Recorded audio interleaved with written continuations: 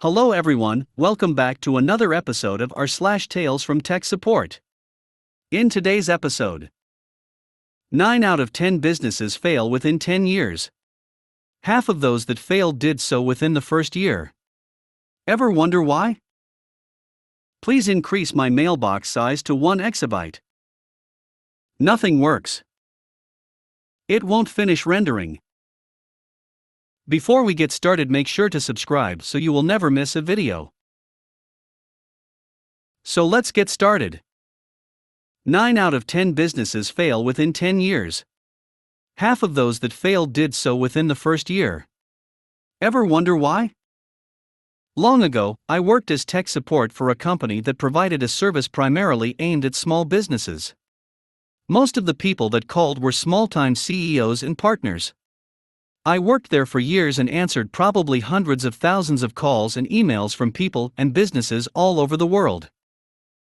I think I've gathered a large enough control group to make a few assumptions as to why so many of them fail. Starting with the most prevalent issue and going down. Severe lack of planning, organization, and awareness of their own operation. Lack of knowledge, common sense, and a problematic mindset for tackling issues. Zero patience.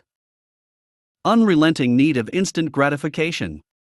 Ridiculous budgeting. Problems taking simple advice, mostly due to assumptions that being self-employed somehow makes you royalty. That being said, here's a list of some of the most common problems the self-employed world would call us about. Down for days. We build on a monthly basis. Our clients put their credit cards on file, and we auto-bill them. Credit cards inevitably expire, though some card companies allow billing on expired cards, or get cancelled, lost, stolen, etc., so it needs to be kept up to date. When payment hasn't been made for a month, services get shut off. Sometimes they would completely forget and the service would get shut down. And they wouldn't notice. Sometimes for days/weeks/months. Of course, we would send notifications before and after shutting them down, but those went unanswered. We couldn't call every one of them because we had millions of clients and nowhere near the manpower. When they'd eventually catch the drift, they'd call. They were absolutely livid and using all sorts of colorful language. But the reality is that there's no one to blame but themselves. How on earth they wouldn't notice their entire business coming to a grinding halt for so long is beyond me. Use it or lose it. Sometimes people would sign up for our service, then decide they want to go a different direction and forget to cancel the subscription. So our system would go on its merry way of auto-billing them each month. Sometimes it would take months or even years for them to realize they're paying for something that's essentially useless. If you're a monstrous corporation, I can understand a few things falling through the cracks, but for a small operation or a startup, it can be devastating and sets a horrible precedent. As a matter of fact, this was such a common occurrence, we kept track of the record holder. When I left, it was 9 years. A small home-based business actually paid for a service they didn't need or use for 9 years. Ouch. The biggest thorns were the people that would call and say, "I never used it, so give me a refund." That's not how it works. It's a service that was provided. Your choice to use it or not use it is irrelevant. They disagreed. Our go-to analogy was, if you didn't watch TV at all this month, your cable provider won't refund you. They still disagreed. Please increase my mailbox size to 1 exabyte. Just had a funny support ticket yesterday. Normal users get a mailbox size of 500 MB. For normal usage, that's enough. You're not supposed to abuse the mail system as archiving solution, we have a separate product for that. But thanks to the current pandemic, it can happen that some users might get a lot more mail traffic than others and might thus run out of space pretty fast, e.g. because of attachments and whatnot. So if that happens, a user can open a ticket and request more space, e.g. 1 GB or 2 GB if need be, which we will happily provide. And then yesterday we get this ticket from a user who thinks she's particularly entitled to having a super duper large mailbox. Please increase my mailbox size to 1 exabyte. So we call her back, thinking that maybe that's just a typo and she actually meant 1 gigabyte. No. I really mean 1 exabyte, she insists, smiley face. I need all the mailbox space you can give me. I am so tired of constantly running out of space.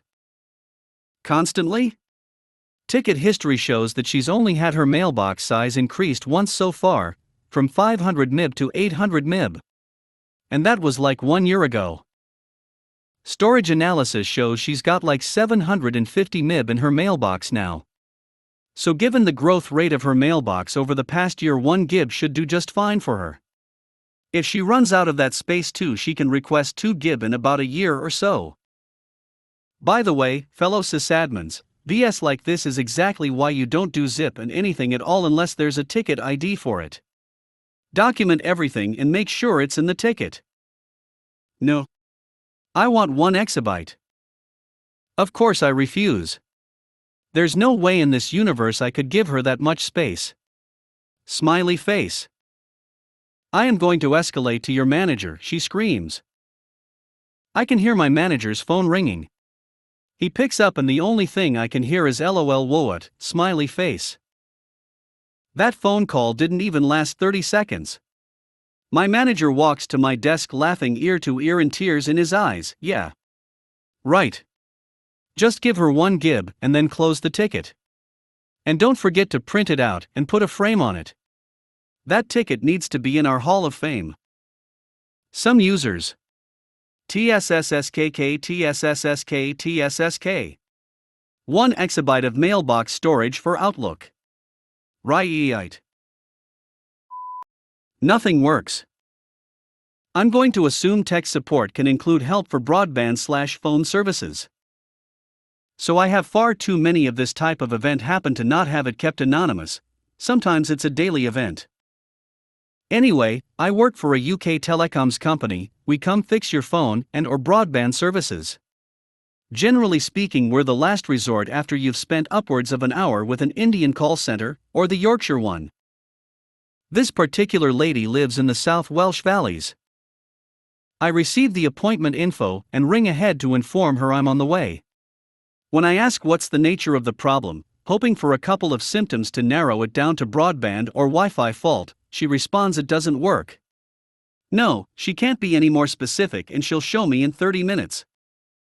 She's had to go through various checks to get an appointment, let alone an engineer through the door, due to COVID restrictions on total loss of service. I run a quick SMS-based test which reports back that all is okay.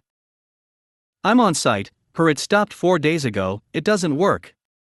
Me what doesn't work? Her Netflix, it doesn't work on the TV as she tries to hand me the remote.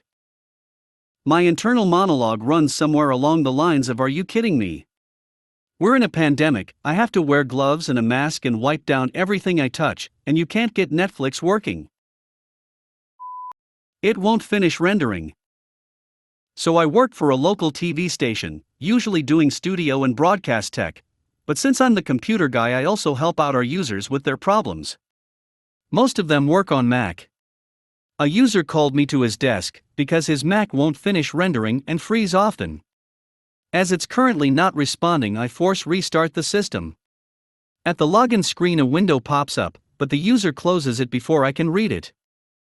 User yes, this window always appears, it's annoying and has to be fixed too.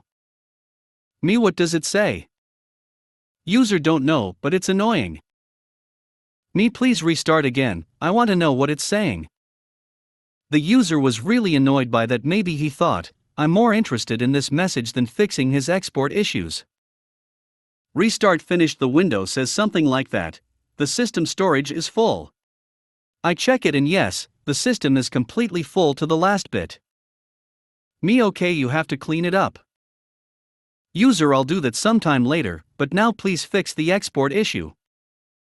Okay, I get it that someone who went to university to learn about media creation has no idea that a full computer is not able to create new files, and it needs to make some temporary files even if you export to an external media, but please just read what's in the screen screaming at you every time you log in.